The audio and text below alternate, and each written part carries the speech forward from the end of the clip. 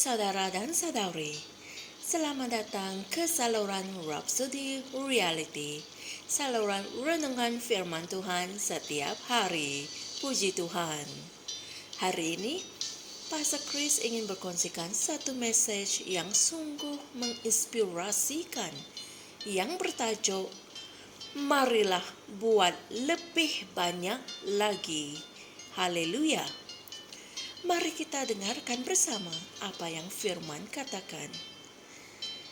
Hari ini ayat Injil pembukaan dipetik dari Lukas 12 ayat 48 yang berkata, orang yang telah diberi banyak akan dituntut banyak, dan orang yang telah dipercayakan banyak akan dituntut lebih banyak lagi. Inilah firman Tuhan. Saudara-saudari, apabila kamu mempelajari kitab Kisah Para Rasul dan juga sejarah gereja, kamu dapat memerhatikan bahawa walaupun pada awal zaman gereja mengalami penganiayaan dan penentangan yang hebat daripada iblis dan musuh manusia, gereja menjadi semakin berkembang dan lebih kuat. Haleluya. Gereja di awal zaman mengalami penganiayaan yang hebat di bawah pemerintahan para raja Rom. Mereka diseksa dengan kejam. Ada yang dibakar hidup-hidup dan digunakan sebagai obor manusia. Ada yang mati ditikam. Ada yang dilontarkan ke dalam minyak yang mendidih, direjam dengan batu dan dipukul sehingga mati. Namun, para rasul dan orang kudus dari awal zaman gereja bertahan menanggung semua ini, dan gereja hidup lebih lama daripada para musuh dan para pengkritiknya.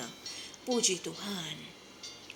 Ingatlah, gereja di awal zaman masih berada di peringkat kanak-kanak semasa mengalami penganiayaan yang hebat itu. Tetapi, melalui doa dan iman mereka, dengan menggunakan nama Yesus, mereka akhirnya mengalahkan Rom. Haleluya. Rom sudah tiada, tetapi gereja masih hidup. Puji Tuhan. Mereka menundukkan setiap kesusahan. Impak daripada gereja yang kelihatan kebudak-budakan itu tidak dapat dinafikan. Fikirkan tentang hakikat bahawa gereja di awal zaman itu tidak mempunyai jenis pengetahuan dan wahyu tentang Tuhan dan kitab-kitab suci seperti yang kita miliki hari ini. Mereka tidak mempunyai eksposisi dari Paulus atau kompilasi yang indah daripada Petrus, Yohanes, dan para rasul yang lain. Namun, mereka telah melakukan pencapaian yang hebat. Jadi, saudara-saudari, tiada alasan bagi kita.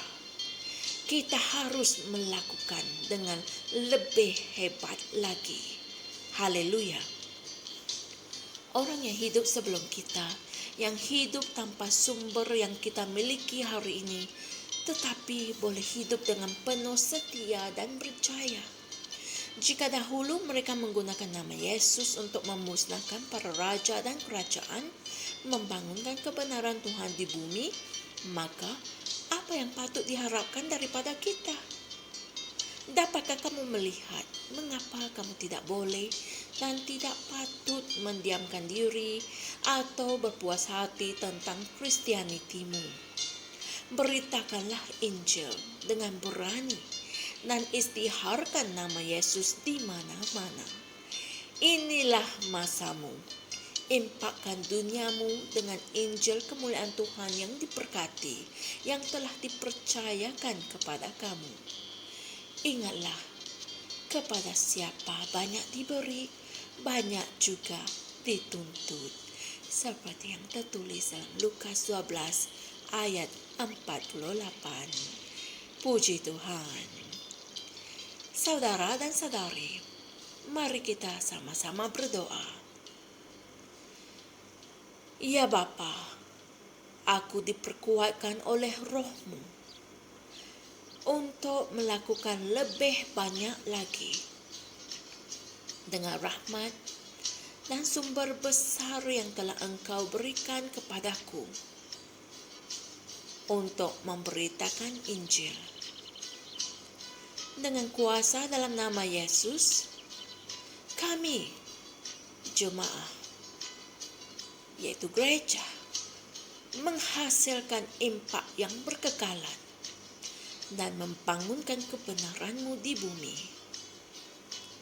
Kami diperkuatkan, sentiasa menang, sentiasa berani, mengubah dunia kami dengan Injil Kristus yang mulia.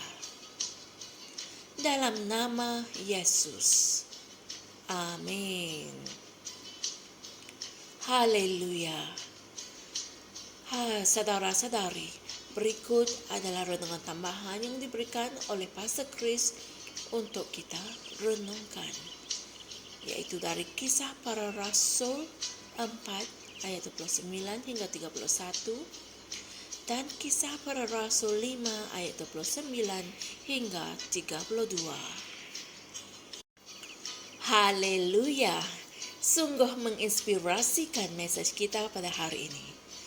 Bayangkan, saudara-saudari, penganiayaan, penderitaan yang dilalui oleh para umat Kristen dahulu.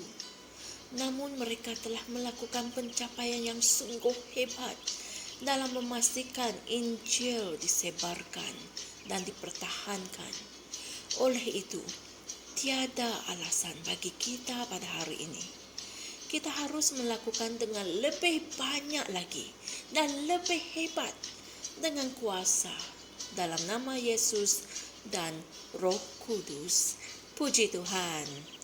Jumpa lagi esok dan Tuhan berkati. Shalom. Kami percaya saudara-saudari semua telah diberkati dengan perkongsian firman dari Rhapsody Reality.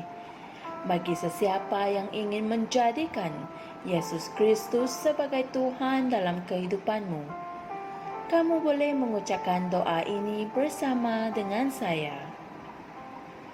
Ya Tuhan Allah, aku mempercayai Yesus Kristus, Anak Allah yang hidup dengan sepenuh hatiku. Aku percaya Dia telah mati untukku dan Allah telah membangkitkan Dia dari kematian. Aku percaya Dia hidup hari ini.